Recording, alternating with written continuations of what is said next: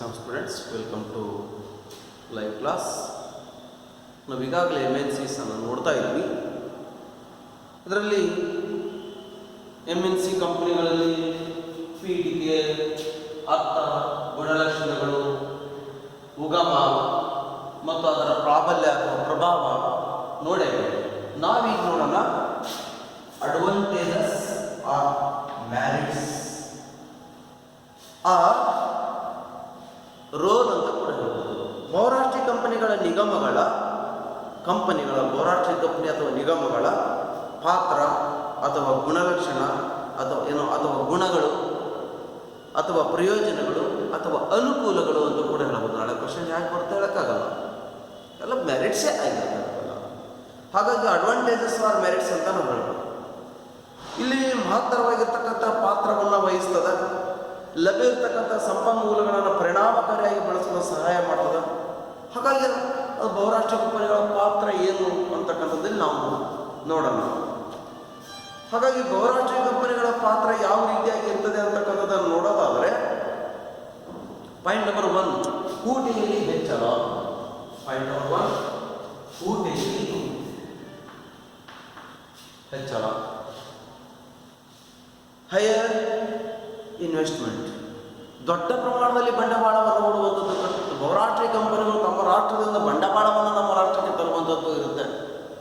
MNC ಕಂಪನಿಗಳು ನೇರ ವಿದೇಶಿ ಹೂಡಿಕೆ ಮೂಲಕ ಬಂಡವಾಳವನ್ನು ಹೂಡುವಂಥ ಪ್ರಕ್ರಿಯೆ ಕಂಡುಬರ್ತದೆ. ದೊಡ್ಡ ಪ್ರಮಾಣದ ಬಂಡವಾಳ ನಮ್ಮ ರಾಷ್ಟ್ರಕ್ಕೆ ಹರಿದು ಬರ್ತದೆ. ನೆಕ್ಸ್ಟ್ ಪಾಯಿಂಟ್, ಆದಾಯ ಮತ್ತು ಉದ್ಯೋಗ ಅವಕಾಶ ವೃದ್ಧಿ. ಆದಾಯ ಮತ್ತು ಉದ್ಯೋಗ ಅವಕಾಶಗಳ ಸೃಷ್ಟಿ ಆಗ್ತದೆ, ವೃದ್ಧಿ ಆಗ್ತದೆ.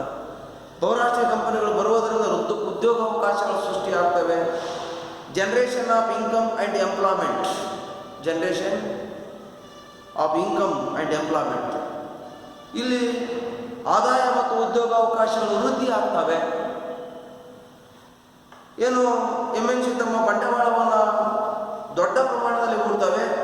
ರಾಷ್ಟ್ರೀಯ ಆದಾಯ ಉದ್ಯೋಗಾವಕಾಶದಲ್ಲಿ ವೃದ್ಧಿ ಆಗುವಂಥ ಸ್ಥಿತಿ ಕಂಡುಬರ್ತದೆ. ಹಾಗಾಗಿ ಆದಾಯ ಮತ್ತು ಉದ್ಯೋಗಾವಕಾಶಗಳು ರಾಷ್ಟ್ರದಲ್ಲಿ ಹೆಚ್ಚಳವಾಗುತ್ತೆ ಬಹುರಾಷ್ಟ್ರೀಯ ಕಂಪನಿಗಳು ನಮ್ಮ ರಾಷ್ಟ್ರಕ್ಕೆ ಬರುವುದರಿಂದ. ನೆಕ್ಸ್ಟ್ ಪಾಯಿಂಟ್, ನಿರ್ವಹಣಾ ಕ್ರಾಂತಿ. ನಿರ್ವಹಣಾ ಕ್ರಾಂತಿ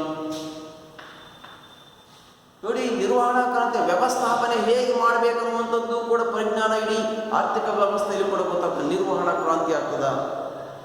ಏನೋ ಮ್ಯಾನೇಜರಲ್ ರೆವಲ್ಯೂಷನ್ ಅಂತಕ್ಕಂಥದ್ದು ಕ್ರಿಯೇಟ್ ಆಗ್ತದೆ. ಯಾವ ವ್ಯವಸ್ಥಿತವಾಗಿ ಹೇಗೆ ಮ್ಯಾನೇಜ್ ಮಾಡಬೇಕು ಅನ್ನೋದು. ಏನು ಡೈವರ್ಸಿಫಿಕೇಶನ್ ಇನ್ ಮ್ಯಾನೇಜ್ಮೆಂಟ್, ಎಫಿಷಿಯನ್ಸಿ ಇನ್ಕ್ರೀಸ್ ಆಗ್ತದ, ಕೆಪಾಸಿಟಿ ಇನ್ಕ್ರೀಸ್ ಆಗ್ತದ, ಈಲ್ಡ್ ಜಾಸ್ತಿ ಆಗ್ತದ, ಏನು ಕ್ಯಾಪಬಿಲಿಟಿ ಕ್ರಿಯೇಟ್ ಆಗ್ತದ. ಹೀಗೆ ಇಲ್ಲಿ ಒಟ್ಟಾರೆಯಾಗಿ ನಿರ್ವಹಣೆಯ ಕ್ರಾಂತಿ ಕ್ರಿಯೇಟ್ ಆಗ್ತದೆ. ನಿರ್ವಹಣೆಯ ಸಂಘಟನೆ, ನಿರ್ವಹಣಾತ್ಮಕ ವ್ಯವಸ್ಥೆ ಚೆನ್ನಾಗಿ ಆಗ್ತದ, ಆಡಳಿತಾತ್ಮಕ ವ್ಯವಸ್ಥೆ ಸರಿ ಆಗ್ತದ. ಅಂದರೆ ಅದು ಏನು ಬಂಡವಾಳ ಹೂಡಿಕೆ ಔದ್ಯಮಿಕ ದೃಷ್ಟಿಯಿಂದ. ನೆಕ್ಸ್ಟ್, ತಂತ್ರಜ್ಞಾನ ವರ್ಗಾವಣೆ. Transfer of technology. Transfer of technology, ತಂತ್ರಜ್ಞಾನದ ವರ್ಗಾವಣೆ. ಅವು ನಮ್ಮ ಸ್ವದೇಶದಿಂದ ನಮ್ಮ ರಾಷ್ಟ್ರಕ್ಕೆ ತಂತ್ರಜ್ಞಾನವನ್ನು ವರ್ಗಾವಣೆ ಮಾಡ್ತವೆ ತಂದು. ಅಂದರೆ ಆ ತಂತ್ರಜ್ಞಾನ ನಮಗೆ ಗೊತ್ತೇ ಇರಲ್ಲ. ಅಯ್ಯೋ ಹೀಗಿರುತ್ತಾ ಅನ್ನುವಂಥ ಕಾನ್ಸೆಪ್ಟ್ ನಮಗೆ ಗೊತ್ತಾಗುತ್ತೆ. ನೋಡಿ, ಬಹುತೇಕ ತಂತ್ರಜ್ಞಾನಗಳು ನಮಗೆ ಎಂದು ಗೊತ್ತಿದ್ವು. ಕೈಗಾರಿಕೆಯಲ್ಲಿ ಇರುವಂಥ ತಂತ್ರಜ್ಞಾನಗಳು ಹೊಸ ಮಾದರಿ ಆವಿಷ್ಕಾರಗಳಾಗ್ತಾ ಇದ್ದಾವೆ. ಕೃಷಿಯಲ್ಲಿ ಹೊಸ ಯಂತ್ರಗಳು ಬರ್ತಾ ಇದ್ದಾವೆ. ಆ ತಂತ್ರಜ್ಞಾನದ ಮಾಹಿತಿ, ಇನ್ಫಾರ್ಮೇಷನ್ ನಮಗೆ ಗೊತ್ತಾಗುತ್ತೆ ಬಹುರಾಷ್ಟ್ರೀಯ ಕಂಪನಿಗಳಿಂದ. ಅದು ಉಪಯುಕ್ತವಾಗಿರ್ತಕ್ಕಂಥದ್ದು. ಇಲ್ಲಿ ಸಾಗಾಣಿಕೆ, ಏನು ಟ್ರಾನ್ಸ್ಫರ್ ಅಂತಕ್ಕಂಥದ್ದು, ಟ್ಯಾಕ್ಸ್ ಅಂತಕ್ಕಂಥದ್ದು, ಪೇಮೆಂಟ್ ಅಂತಕ್ಕಂಥದ್ದು, ಇನ್ನೂ ಮೊದಲಾದವು ವಿವಿಧ ದೇಶಗಳಲ್ಲಿ ಬೇರೆ ಬೇರೆ ಇರುವಂಥದ್ದಾಗಿರ್ತದೆ. ಹಾಗೆ ಅವೆಲ್ಲ ವರ್ಗಾವಣೆ ಆಗುವಂಥದ್ದು, ತಂತ್ರಜ್ಞಾನದ ವರ್ಗಾವಣೆಯೊಂದಿಗೆ ಬದಲಾವಣೆ ಆಗ್ತದೆ. ನೆಕ್ಸ್ಟ್ ಪಾಯಿಂಟ್, ಉತ್ಪಾದನಾ ವೆಚ್ಚದ ಸಮಾನತೆ. ಉತ್ಪಾದನಾ ವೆಚ್ಚದ ಸಮಾನತೆ, ಈಕ್ವಲೈಸ್ ಕಾಸ್ಟ್ ಆಫ್ ಪ್ರೊಡಕ್ಷನ್. ಇಲ್ಲಿ ಉತ್ಪಾದನಾ ವೆಚ್ಚ ಸಮಗೊಳ್ಳುವಂಥ ಸ್ಥಿತಿ ಉಂಟಾಗ್ತದೆ. ಯಾಕೆಂದರೆ ಸ್ವದೇಶದಲ್ಲಿ ಇರ್ತಕ್ಕಂಥ ಉದ್ಯಮಗಳು ಹೆಚ್ಚಿನ ಬೆಲೆಯನ್ನು ಮಾರಾಟ ಮಾಡ್ತಿರ್ತವೆ. ಕಡಿಮೆ ವೆಚ್ಚ ಮಾಡಿ 10 ರೂಪಾಯಿ ಖರ್ಚು ಮಾಡಿ ಉತ್ಪಾದನೆ ಮಾಡಿ 15 ರೂಪಾಯಿಗೆ ಮಾರಾಟ ಮಾಡ್ತಿರ್ತವೆ. ಬಹುರಾಷ್ಟ್ರೀಯ ಕಂಪನಿಗಳು ಪ್ರವೇಶ ಮಾಡೋದ್ರ ಆಗೋದ್ರಿಂದ ಕಾಂಪಿಟೇಷನ್ ಕ್ರಿಯೇಟ್ ಆಗ್ತದ. MNC ಕಂಪ್ನಿ ಸ್ವದೇಶಿ ಕಂಪ್ನಿ ಕಾಂಪಿಟೇಷನ್ ಸೃಷ್ಟಿ ಆಗ್ತದ. ಅವಾಗ ಬೆಲೆ ಕಡಿಮೆಯಾಗಿ ಅಥವಾ ಸಮತೋಲನ ಮಟ್ಟದ ಬೆಲೆ ಕ್ರಿಯೇಟ್ ಆಗ್ತದ. ಹಾಗೆಯೇ ನೆಕ್ಸ್ಟ್ ಪಾಯಿಂಟ್, ರಫ್ತು ಹೆಚ್ಚಳ, ರೈಸ್ ಇನ್ ಎಕ್ಸ್ಪೋರ್ಟ್ಸ್. ರಫ್ತಿನಲ್ಲಿ ಹೆಚ್ಚಳ ಆಗುತ್ತೆ ನೋಡಿ. MNC ಕಂಪನಿಗಳು ರೈಸ್ ಇನ್ ಎಕ್ಸ್ಪೋರ್ಟ್ಸ್.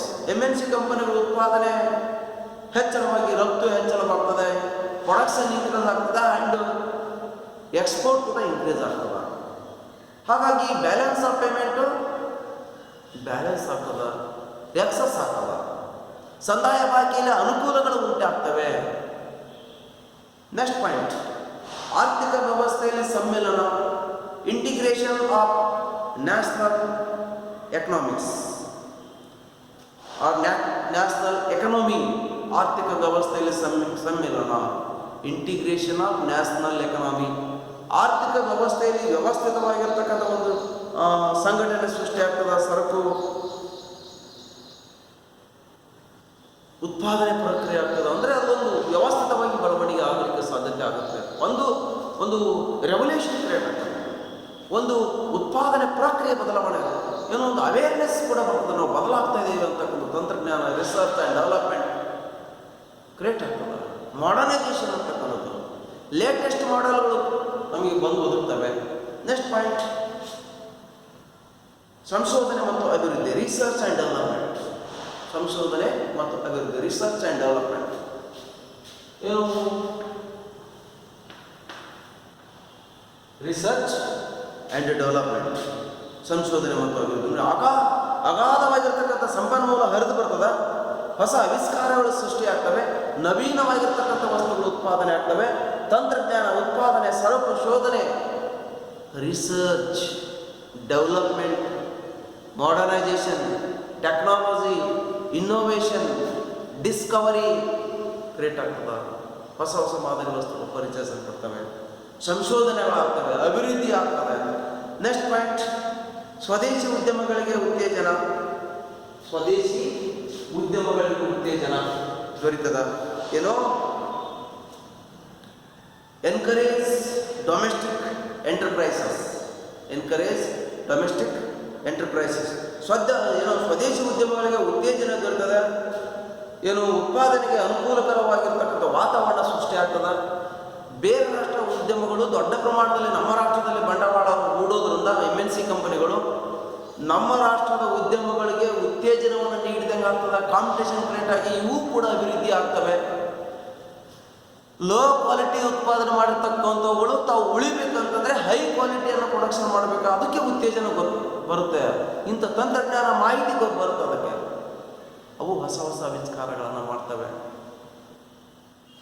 ನೆಕ್ಸ್ಟ್ ಪಾಯಿಂಟ್, ಏಕಸ್ವಾಮ್ಯದ ನಿರ್ಮೂಲನೆ, ಎಲಿಮಿನೇಷನ್ ಆಫ್ ಮೊನೋಪೊಲಿಸ್. ಏಕಸ್ವಾಮ್ಯದ ನಿರ್ಮೂಲನೆ ಆಗ್ತದೆ. ಏಕಸ್ವಾಮ್ಯದ ನಿರ್ಮೂಲನೆ, ಎಲಿಮಿನೇಷನ್ ಆಫ್ ಮೊನೋಪೊಲಿಸ್. ಸ್ವದೇಶಿ ಉದ್ಯಮಗಳು ಏಕಸ್ವಾಮ್ಯವನ್ನು ಸಾಧಿಸ್ತಿರ್ತವೆ. ವಿದೇಶಿ ಉದ್ಯಮಗಳು ಪ್ರವೇಶ ಮಾಡೋದ್ರಿಂದ ಪೈಪೋಟಿ ಸೃಷ್ಟಿಯಾಗ್ತದೆ. ಏಕಸ್ವಾಮಿತ್ವ ಬಿದ್ದು ಹೋಗ್ತದೆ. ಎರಡು ರೀತಿಯಾದಂಥ ಉದ್ಯಮಗಳು ಪ್ರವೇಶ ಮಾಡಿ ಕಾಂಪಿಟೇಷನ್ ಕ್ರಿಯೇಟ್ ಆಗ್ತದೆ. ಸಮಾನ ಬೆಲೆ, ಗ್ರಾಹಕರಿಗೆ ಕಡಿಮೆ ಬೆಲೆಯಲ್ಲಿ ಸರಕುಗಳು ಒದಗ್ತವೆ. ನೆಕ್ಸ್ಟ್ ಪಾಯಿಂಟ್, ಬಂಡವಾಳದ ವರ್ಗಾವಣೆ, ಟ್ರಾನ್ಸ್ಫರ್ ಆಫ್ ಕ್ಯಾಪಿಟಲ್. ಬಂಡವಾಳದ ವರ್ಗಾವಣೆ, ಬಂಡವಾಳ ಒಂದು ರಾಷ್ಟ್ರದಿಂದ ಮತ್ತೊಂದು ರಾಷ್ಟ್ರಕ್ಕೆ ಹರಿದು ಬರ್ತದೆ. ಹಾಗಾಗಿ ಬಂಡವಾಳದ ಪ್ರಬುದ್ಧತೆ ಕಂಡು ಬರ್ತದೆ. ನೆಕ್ಸ್ಟ್ ಪಾಯಿಂಟ್, ಮಾರುಕಟ್ಟೆ ಅಭಿವೃದ್ಧಿ, ಡೆವಲಪ್ಮೆಂಟ್ ಆಫ್ ಮಾರ್ಕೆಟ್ಸ್. ಮಾರುಕಟ್ಟೆಗಳು ಅಭಿವೃದ್ಧಿ ಆಗ್ತವೆ, ಡೆವಲಪ್ಮೆಂಟ್ ಆಫ್ ಮಾರ್ಕೆಟ್ಸ್. ಹಾಗೆಯೇ ಸಂಪನ್ಮೂಲಗಳ ಸದುಪಯೋಗ, ಯುಟಿಲೈಸೇಷನ್ ಆಫ್ ರಿಸೋರ್ಸಸ್. ಸಂಪನ್ಮೂಲಗಳು ಸದುಪಯೋಗ ಆಗ್ತವೆ, ಯುಟಿಲೈಸೇಷನ್ ಆಫ್ ರಿಸೋರ್ಸಸ್. ಹಾಗೆಯೇ ಮೂಲ ಸೌಕರ್ಯ ನಿರ್ಮಾಣ, ಕ್ರಿಯೇಷನ್ ಆಫ್ ಇನ್ಫ್ರಾಸ್ಟ್ರಕ್ಚರ್. ಮೂಲ ಸೌಕರ್ಯಗಳ ನಿರ್ಮಾಣ, ಕ್ರಿಯೇಷನ್ ಆಫ್ ಇನ್ಫ್ರಾಸ್ಟ್ರಕ್ಚರ್. ಇಂಧನ, ವಿದ್ಯುತ್ ಶಕ್ತಿ, ರಸ್ತೆ, ಸಾರಿಗೆ, ಸಂಪರ್ಕ, ನೀರಾವರಿ, ಶಿಕ್ಷಣ, ವೈದ್ಯಕೀಯ ಸೌಲಭ್ಯ ಇವೆಲ್ಲವುಗಳು ಕೂಡ ತಂತ್ರಜ್ಞಾನದಲ್ಲಿ ಬದಲಾವಣೆಗಳಾಗಿ ಇವು ಮೂಲಭೂತ ಸೌಲಭ್ಯಗಳು ಒದಗುವಂತೆ ಮಾಡ್ತವೆ. ನೆಕ್ಸ್ಟ್ ಪಾಯಿಂಟ್, ಗಂಡಾಂತರಗಳನ್ನು ಎದುರಿಸುವುದು. ಗಂಡಾಂತರಗಳನ್ನು ಎದುರಿಸುವಂಥದ್ದು,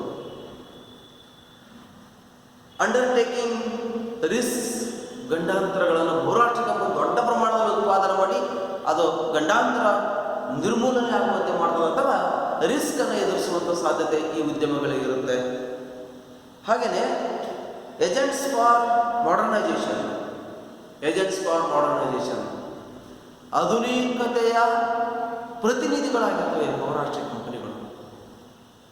ನೆಕ್ಸ್ಟ್ ಪಾಯಿಂಟ್, ಕೈಗಾರಿಕಾ ಅಭಿವೃದ್ಧಿಯನ್ನು ತ್ವರಿತಗೊಳಿಸುತ್ತವೆ. Rapid industrial development. Create of rapid industrial development. ಹಾಗೆಯೇ ಏನು ಜಾಗತಿಕ ಮಾರುಕಟ್ಟೆ ಸೃಷ್ಟಿ ಮಾಡ್ತವೆ, ಗ್ಲೋಬಲ್ ಮಾರ್ಕೆಟ್ ಕ್ರಿಯೇಟ್ ಮಾಡ್ತವೆ. ಒಂದು ಜಾಗತಿಕ ಮಾರುಕಟ್ಟೆ, ಎಲ್ಲ ಇಡೀ ವಿಶ್ವನೇ ಒಂದು ಮಾರುಕಟ್ಟೆಯ ರೀತಿ ಒಳಗೆ ಇರುವಂತೆ ಮಾಡುವಂಥದ್ದು MNC ಕಂಪನಿಗಳು ಅಂತ ಹೇಳಬಹುದು.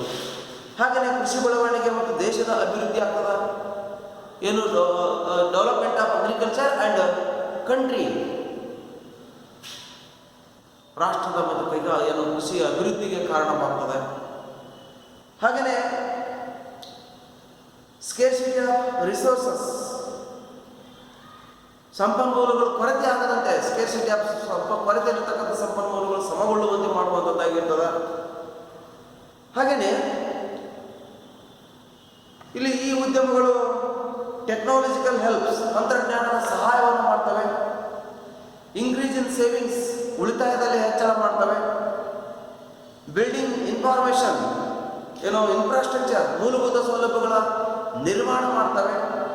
ಹಾಗೆಯೇ ಬ್ಯಾಲೆನ್ಸ್ ಆಫ್ ಪೇಮೆಂಟ್ಸ್ ಸಪೋರ್ಟ್ಸ್, ಸಂದಾಯ ಬಾಕಿಗೆ ಸಹಾಯವನ್ನು ನೀಡ್ತವೆ, ಸಪೋರ್ಟ್ ಮಾಡ್ತವೆ. ಹಾಗೆಯೇ ಓವರ್ ಆಲ್ ಬೆನಿಫಿಟ್ಸ್, ಎಲ್ಲ ರೀತಿಯ ಲಾಭಗಳನ್ನು ತಂದುಕೊಡ್ಲಿಕ್ಕೆ ಸಾಧ್ಯತೆ ಆಗ್ತದ, ಎಲ್ಲ ರೀತಿಯ ಸೌಲಭ್ಯಗಳನ್ನು ತಂದುಕೊಡುವಂಥ ಸ್ಥಿತಿ ಕಂಡುಬರ್ತದೆ ಬಹುರಾಷ್ಟ್ರೀಯ ಕಂಪನಿಗಳಿಂದ. ಬಹುರಾಷ್ಟ್ರೀಯ ಕಂಪನಿಗಳು ಈ ರೀತಿಯಾಗಿ ಇಲ್ಲಿ ಭಾರತದಂಥ ಆರ್ಥಿಕ ಅಭಿವೃದ್ಧಿ ಅಥವಾ ಪ್ರತಿಯೊಂದು ರಾಷ್ಟ್ರದ ಆರ್ಥಿಕ ಅಭಿವೃದ್ಧಿಗೆ ಸಹಾಯ ಮಾಡ್ತಕ್ಕಂಥದ್ದು ಕಂಡುಬರ್ತದೆ. ಹೀಗಾಗಿ ಬಹುರಾಷ್ಟ್ರೀಯ ಕಂಪನಿಗಳು ಬಹಳ ಪ್ರಾಮುಖ್ಯತೆ ಉಳ್ಳಂಥವುಗಳು. ನೆಕ್ಸ್ಟ್ ನೋಡೋಣ.